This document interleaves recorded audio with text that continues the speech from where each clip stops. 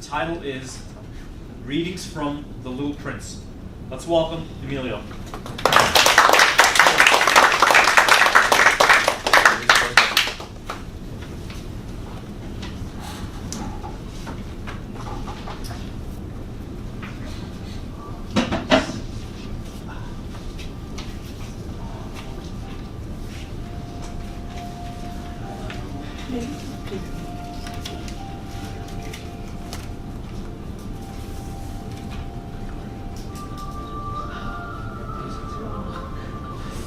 And now here is my secret, a very simple secret.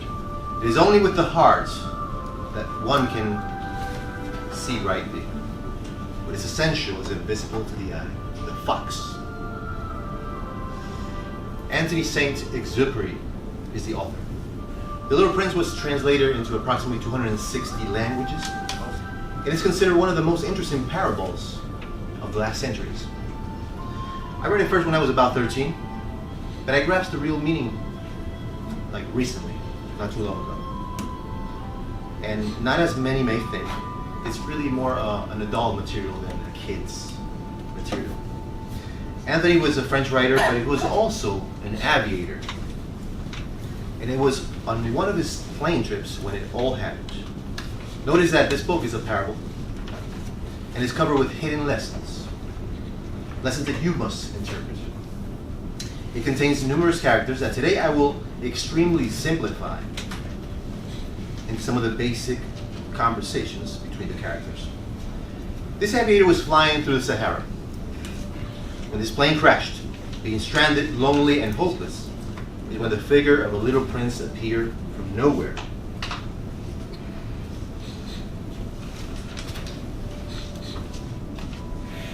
So the aviator begins like this.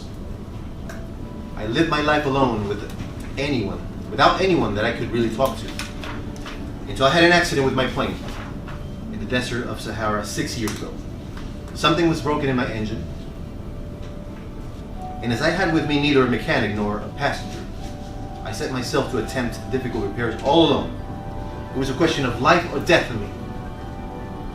The first night, then, I went to sleep on the sand, 1,000 miles from any human habitation. I was more isolated than a shipwrecked sailor on a raft in the middle of the ocean. Thus you can imagine my amazement at sunrise when I was awakened by an odd little voice.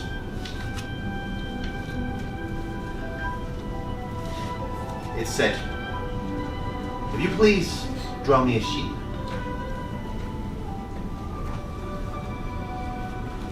What? Let's go back.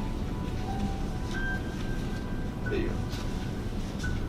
I jumped to my feet completely thunderstruck. I blinked my eyes hard. I looked carefully all around me, and I saw a most extraordinary small person who stood there examining me with great seriousness. Here you may see the best portrait that later I was able to make of him. Little Prince says, "Draw me a sheep." So then I made a drawing. He looked at it carefully and then said, "No, this sheep is already very sickly. Maybe another one." So I made another drawing. I said, "This is not a sheep. This is a ram. It has horns," the prince said. Then I did my drawing once over again. It was rejected too. Just like the others. This one is too old, he said.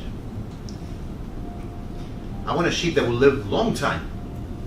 By this time, my patient was exhausted because I was in a hurry to start taking my engine apart. So I tossed him this drawing and I threw up an explanation. "This is only his box. The sheep that you ask is inside." I was surprised to see a light break in his face of this young judge of mine. That is exactly the way I wanted it. And that's how I made acquaintance with the Little Prince. I listened careful to the Little Prince's story, the way he spoke, his details, and the pureness of his heart was the most impressive part, and that made me believe that he couldn't be from this planet. So the Little Prince begins with a story. My planet, there have always been flowers. But one day, a very special one appeared. It was a rose. And one day she asked, I am really quite beautiful, aren't I? Yes, the prince replied. So he totally fell in love with the rose, but she never did with him. As he became sadder and sadder, he decided to travel from planet to planet. The first planet he visited was ruled by a king. As he approached the king, the prince asked, May I sit? I command you to sit, replied the king. May I ask something? I command you to ask something. What are you ruling? I rule everything, and everything obeys my commands. That's so cool. So can I order a sunset? Yes, but tonight at 7:40. Oh, in that case, I will depart. I command you to depart. Well, the prince started leaving. The next planet was inhabited by a drunk party. What are you doing here by yourself? I'm boozing. Why? In order to forget. What? That I'm ashamed. Of what? That I drink. I don't understand these vicious circles. So he left the next planet, which it was inhabited by a businessman. There he was, 1,360,342. 1,360,343. What are you counting? Asked the prince. Well, of those shiny stars that we call. Really? What good does it do to you or to the stars? Well, you know, because the prince left. The next planet was inhabited by a lantern lighter. There was a lantern lighter. When we switch up, switch down, switch up, switch down. Hello, good day, said the prince. Hello, switch up, down, up, down. What are you doing? I'm lighting the lantern. I have an order. I do not understand. The order says that the lantern has to be off during the day and on during the night. It's just that this planet is very small and turns around very fast. Switch up, down, up, down. The prince left. The next planet was inhabited by a geographer. Hello, geographer.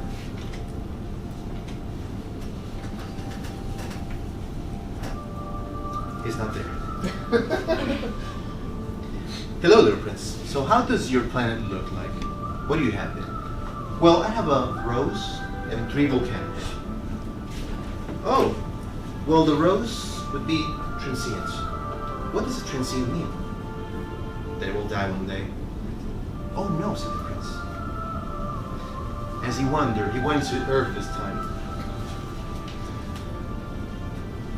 Very sad, walking in the desert, when a snake crossed his path. Hello, little prince. What are you doing here all alone? Sad, replied the prince. Hey, you're a funny creature. But a mighty one, replied the snake.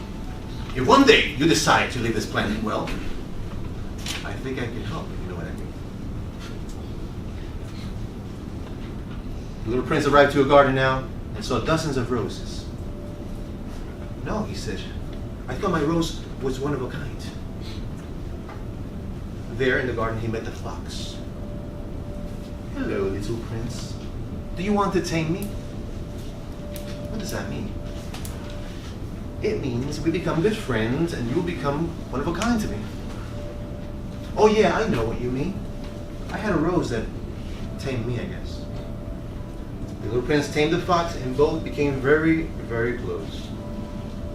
One day the little prince decided to move on and the fox expressed his pain about it. He said, I will be weeping, but you wanted me to tame you. Yes, I am sad that you're going. But I have one something too. Maybe I will always remember the gold color of your hair when I see the wheat mixed with the wind. And I want to give you something to take in your memory. You only see well with your heart.